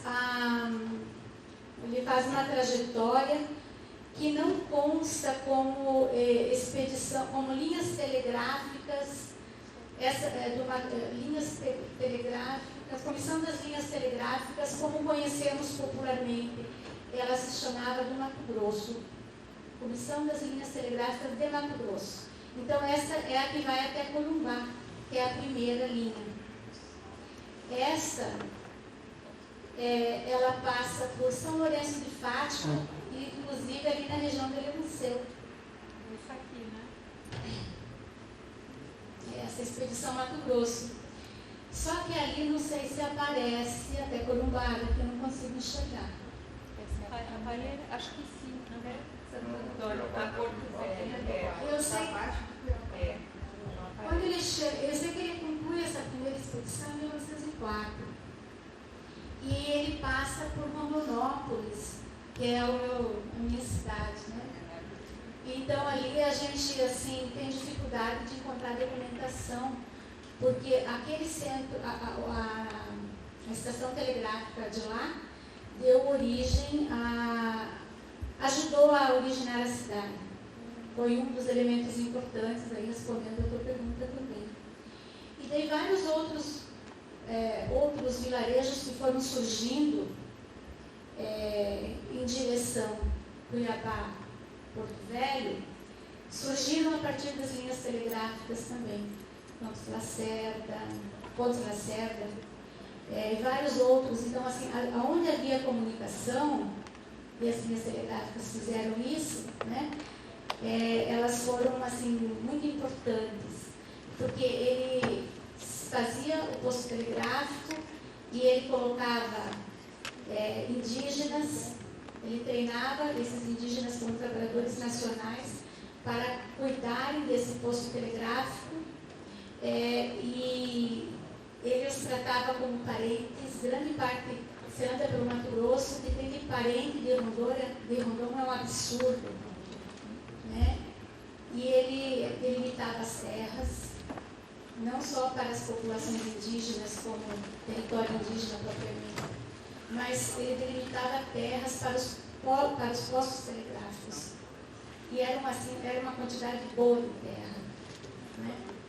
E com isso, várias cidades foram surgindo nesses entornos aí, né?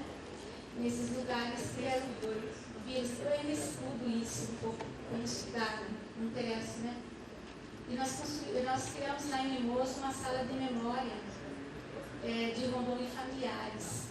Então, assim, comecei a estudar não o herói nacional, mas a pessoa. O sujeito que ele acaba desaparecendo no contexto do herói, né? E aqui na universidade, inclusive, nós temos o filho de um primo, um colega aqui no protocolo. E aí, com isso, nós temos, assim, encontrado os netos, né? E outras pessoas que são parentes e tal. Então, é um trabalho diferente que a gente vem fazendo com as famílias. Fundamental. História oral, sim, documentação pessoal, né? Familiar. E aí acabamos estudando essas outras coisas, porque os documentos, né, nos colocam nessa situação. E aí, só para fechar o assunto, eu queria dizer, você fala assim dessas populações indígenas dessa região aqui da ilha, né? São os Bororo mesmo, que na verdade eles ocupavam toda essa região, a fronteira que era muito aberta, era Bororo, né? Os jesuítas, quando estiveram por aqui, e os bandeirantes, e todos, eles acabaram encontrando Bororos e foram dando outros nomes a esses indígenas. O chiponês, por exemplo, é uma palavra Bororo. Então, os próprios, aqueles que estão aí no São Gonçalo do Rio, descendentes dos chiponés, portanto, dos Bororos. E aí vai em rios e montes, etc., todos esses acidentes geográficos aí, acidentes, né? Mas, enfim, nomes Bororo, né? Então, os Bororos, eles realmente circulavam e eram donos de tudo isso. Eles foram massacrados e não exterminados totalmente, mas na década de 50, mais ou menos, tinha 500 Bororos orientais, porque os cabaçais, que eram considerados ocidentais, eles praticamente foram extintos, ou se misturaram, os poucos que sobraram. Eles iam para o lado de lá da fronteira do Paraguai? Eles também ficavam... Alguns foram e se misturaram para lá. Essa área é uma área... Sim. É A professora Alice Brandão, né? Alice Brandão escreveu um livro sobre isso, pesquisou bastante. Então, eles praticamente sumiram, os cabaçais, que eram lá da região do Cabaçal. E aqui... O senhor da Jacobina fez uma guerra no século XIX. Exato. E aí, na região aqui do Mimoso, que era onde ele nasceu, que ele era descendente, inclusive, de Bororo, Terena,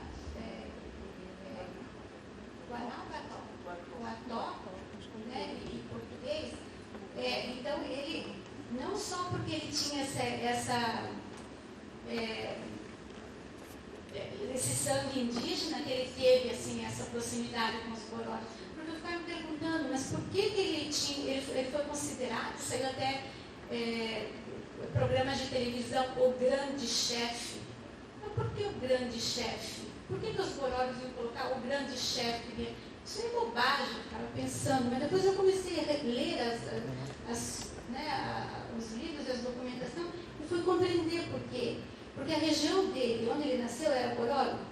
Era de Bororo. Ele conviveu. Ele aprendeu a língua, claro, aprendeu desse, mas aprendeu também de outros índios. Então, por que os outros índios não deram um nome diferente para ele? Então, era muito mais que isso. Mas quando ele fez o percurso Cuiabá-Corumbá, ele ficou praticamente sem equipe, sem gente para trabalhar com ele, por causa das doenças. Né? Então, quando chegaram ali na região de Coxinho, ele não tinha quase ninguém. E daí ele mandou um recado para um chefe indígena, e esse chefe indígena atendeu e veio com as famílias inteiras. E aí ele organizou de uma maneira que o chefe continuou chefe, e ele recebeu ajuda dos caras até Itiquira. Então eles trabalharam muito juntos. E aí essa história de coxinha é muito forte, porque quando se vive a dor, né, eles não podiam se aproximar de coxinha, porque coxinha estava tendo um problema de, acho que era sarampo, alguma coisa assim. Né? Aí eles não podiam ir até coxinha, mas os indígenas curiosos, né, alguns foram até coxinha, daí trouxeram uma doença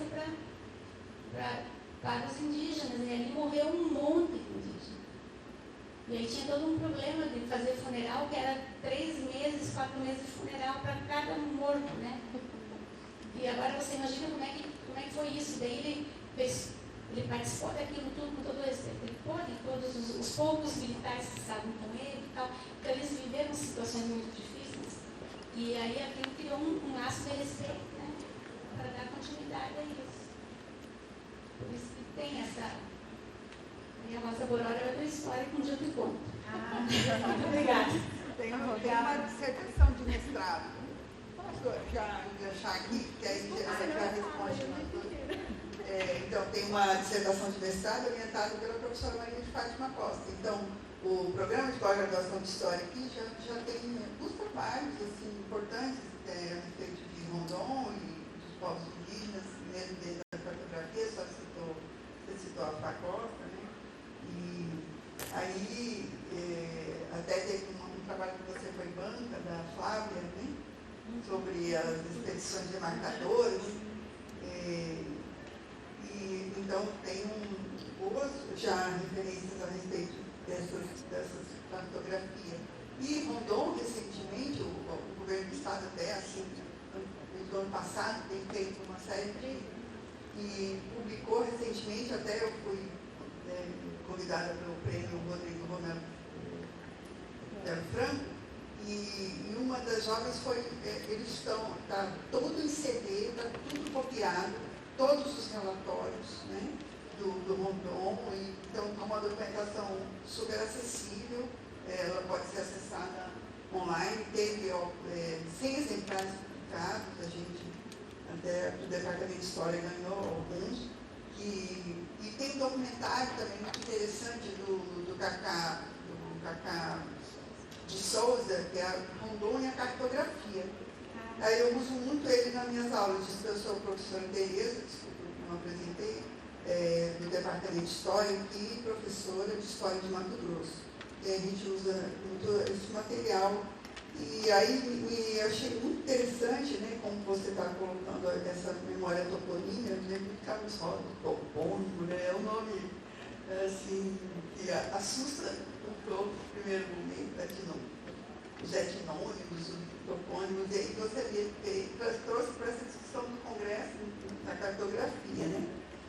E eu acho interessante também que eu trabalhei com os relatos sertanistas, né, nas notícias práticas, também acho que você conhece o trabalho.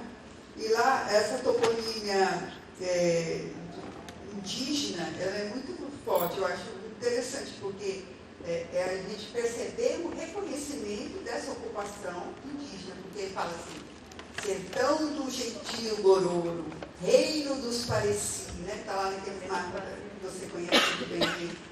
Então, essa toponímia, ela para mim, eu até falo assim, que ela reforça mesmo, e ela, para se trabalhar hoje pelo reconhecimento de terras indígenas, é só basta pegar esses mapas do século XVIII, né, do início da conquista colonial, para a gente perceber, eles mesmos, sertanistas, reconhecendo, nos relatos das monções. Né?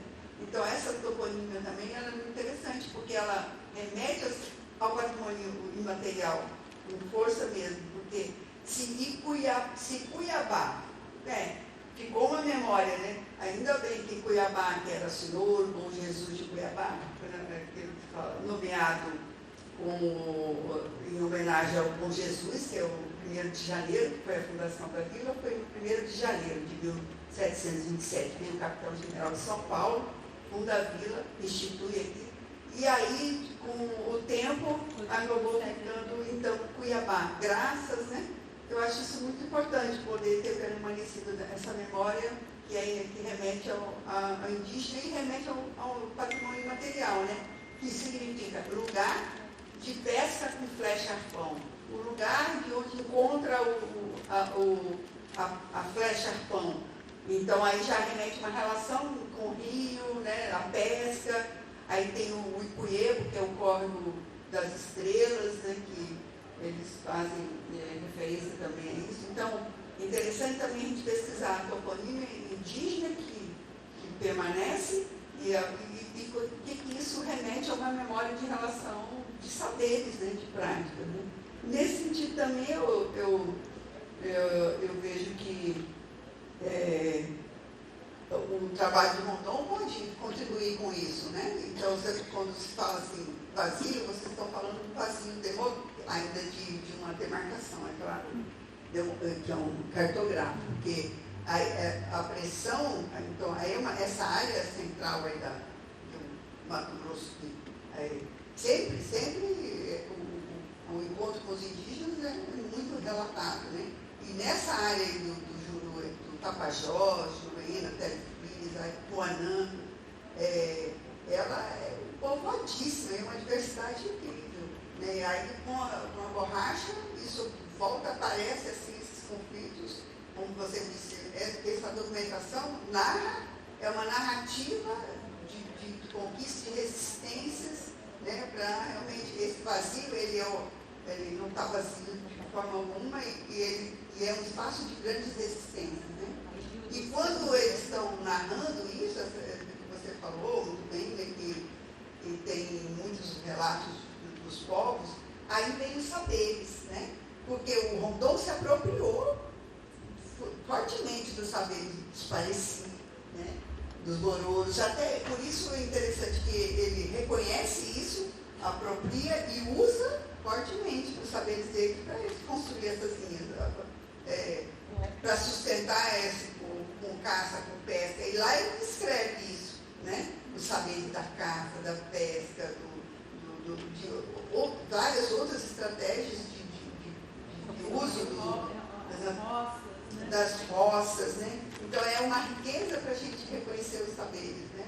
O patrimônio imaterial aí, dos povos nativos, né, indígenas. Então eu acho que você trouxe um tema muito relevante, né? E trazendo um tema polêmico, porque Rondon, né? A senhora, ele é trabalhado como um herói reconhecido, mas assim, o nosso museu Rondon de indígena aqui, agora ele tem o nome de musear. Museu Rondon de Etnologia e Arqueologia. Né? Então, assim, existe uma forma de dar mais assim, ênfase na memória própria indígena do que então tem uma coisa aí que a gente mexe numa fronteira do mito, né? Do mito e do reconhecimento da importância do legado da documentação que ele deixa. Então, assim, a forma do história do patrimônio, da história da ciência, né? Tem tudo isso. Mas existe assim, né? Uma linha que tem uma dificuldade até de lidar com essa coisa do mito de Rondon, né? Mas muito interessante o seu trabalho. Nunca poderia ouvir. A gente lá da história um pouco ficou assim, sabendo da tua presença aqui. A Leni mesmo não sabia, aí a gente não deu tempo tanto de divulgar também assim, as pessoas. Mas seria interessante poder ter mais historiadores aqui para a gente conversar. Quer falar mais alguma coisa? Não tem nada a ver, mas tem tudo a ver. Tá. Não, fala. Não tem nada a ver, mas tem tudo a ver. Mas quando você comentou exatamente sobre essa toponímia afetiva, né? E aí o Cláudio fez um comentário aqui rapidamente comigo, até tem uma aluna que a gente está resgatando algumas coisas, mas sobre a prainha, por exemplo, né? Que o córrego, né? Quer dizer, Cuiabá nasce em torno desse córrego, posteriormente se canaliza e se tampona esse córrego, tornando aí uma avenida, e ainda, mesmo aqueles que não conhecem, insistem em chamar de Avenida da Prainha. Né? Então, é muito forte essas coisas. Né? Da mesma maneira como até a Bia hoje, lembrando das trilhas, dos caminhos, né? Que se tornaram, inclusive, nome de rodovias. Né? Aqui o pessoal insiste em colocar o nome de algumas rodovias assim, mais formais, enfim, e a gente continua insistindo em chamar de Estrada da Guia, Estrada do Moinho, enfim, e essas coisas realmente permanecem. Quer dizer, não tem nada a ver, mas tem tudo a ver. Né, transforma um pouquinho aqui para a questão também do, e ela vai gerando do identidade, território né? urbano e metropolitano agora, né, que a gente está... E aí a questão da identidade, né? Tudo uma paisagem. Daí eu acho que tem a propósito da ideia de esse patrimônio imaterial, né, e que não se reduza ao suporte material oficial, quer dizer, é uma transmissão, que tem o mistério de uma transmissão intergeracional e que vai dando identidade para os locais. Né? E até o nome dos nossos bairros, né? Araés. Agora tem que tomar cuidado, porque tem também as políticas oficiais de retoponização. Esse momento da República, como também está se instalando mais força na expandida linha férrea, é um momento também de um modismo indianista, tem um novo indianismo. Teodoro Sampaio, por exemplo, também era dessa turma, geógrafo, né, engenheiro militar. Ele foi contratado para batizar o nome das estações e vai usar só nomes indígenas, enfim. E aquilo é uma espécie de memória induzida, né? Embora ele fosse filólogo, estudioso, procurasse adequar o nome, né, à tradição local, uma série de critérios, mas eu acho que tem que levar em conta, por isso que esse palimpsesto, né, é preciso fazer esse trabalho de raspagem, né, e ver até que ponto, né, isso também não está, a nomenclatura indígena também não é já uma segunda cultura, né, já não foi recriado pelo próprio colonizador, pelo próprio conquistador. Ele não é exatamente um topônimo nativo, ele já é uma recriação, uma apropriação. Então isso também, lembrar que esses topônimos indígenas, quase na maior parte das vezes, eles nem são, né, usados pela população.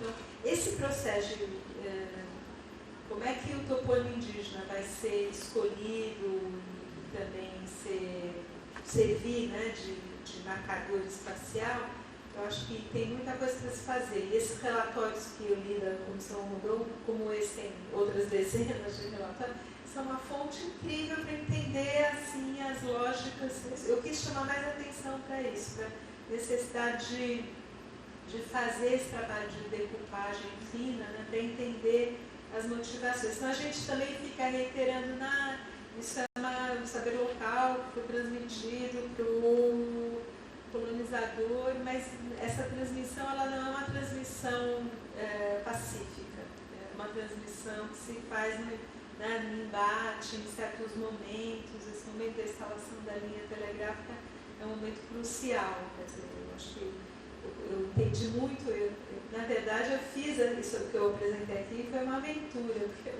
não sou uma especialista em república, história da república, mas eu vi que, eu comecei o trabalho, essa incursão, dizendo, não, quais os mapas que o Rondon usou, até que ponto a cartografia feita, né, no século XVIII teve impacto nesse processo de, né, devassamento, reconhecimento geográfico na hora de instalar, implantar as linhas telegráficas.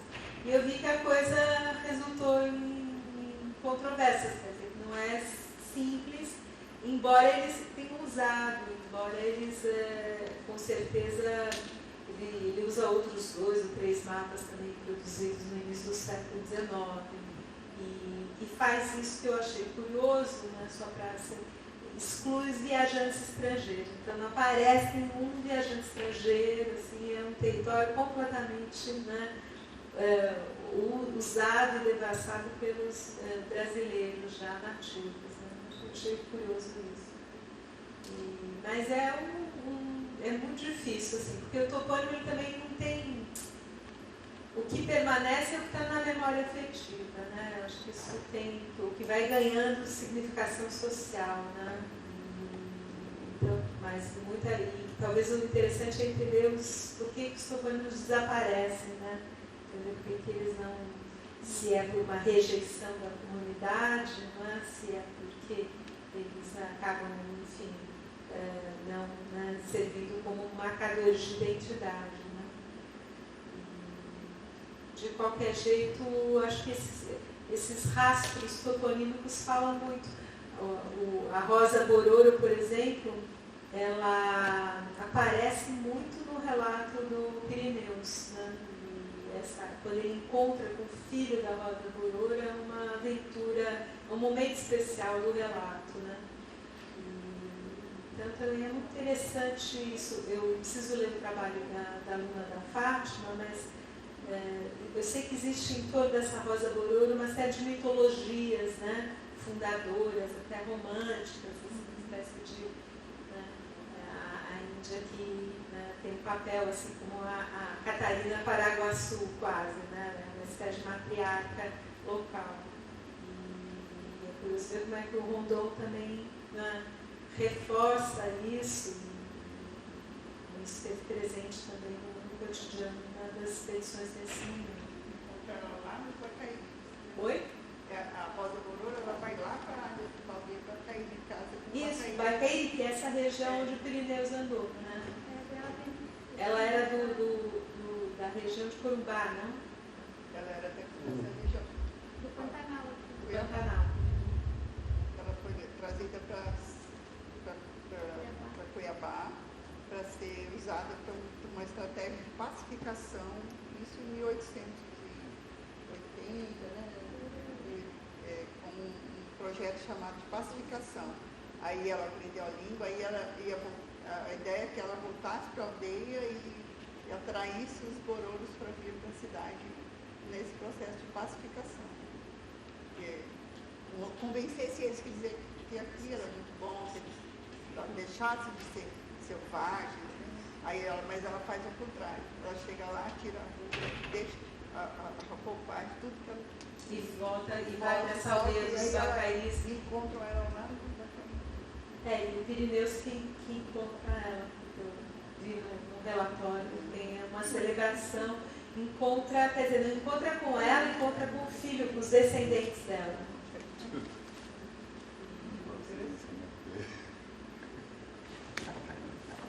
Oi? Qual é? Mas como que você disse que o Rondon faz utiliza bastante a ideia da Bororo e reforça isso? Como é isso?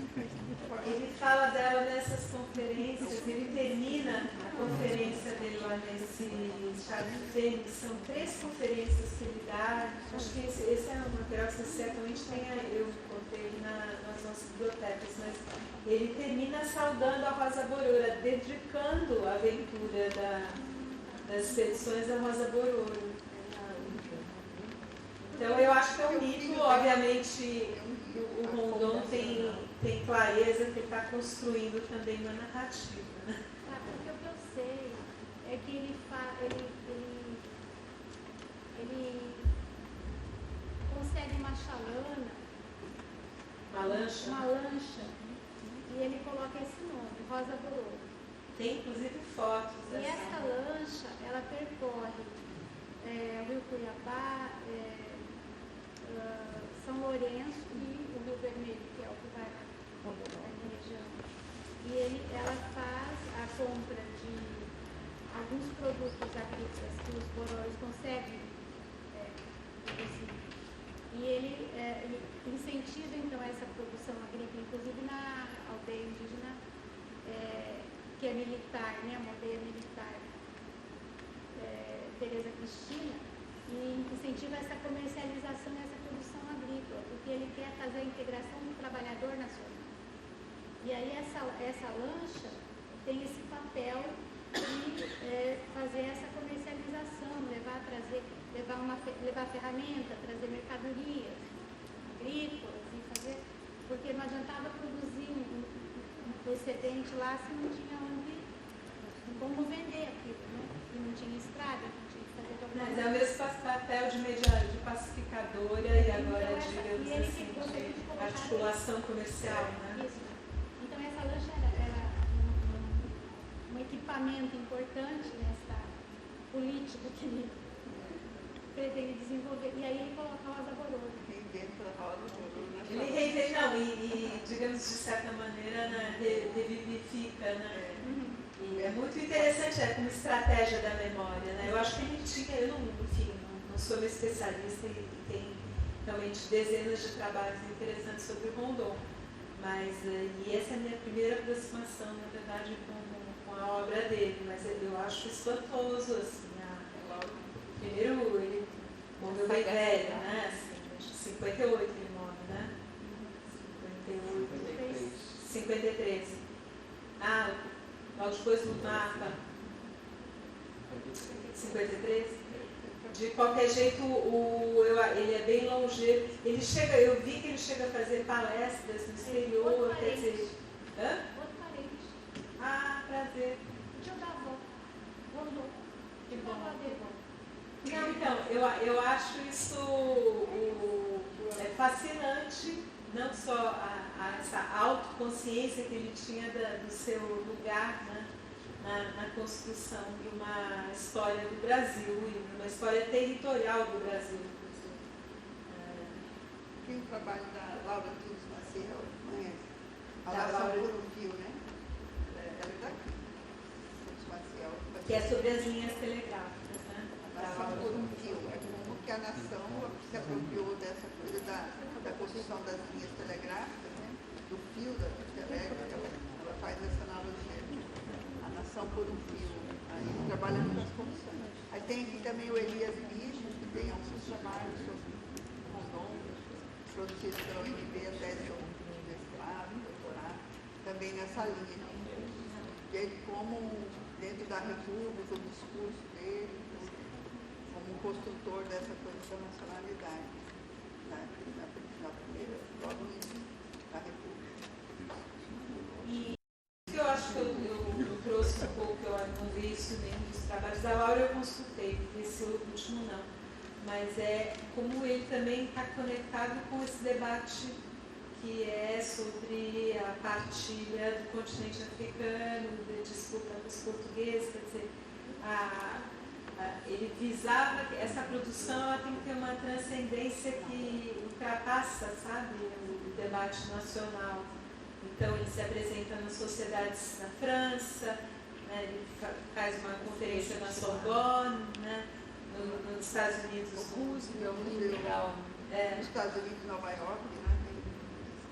Esse material desse documentário foi baseado principalmente nesse material lá da Sociedade de Geografia lá. Esse do Cacá. É.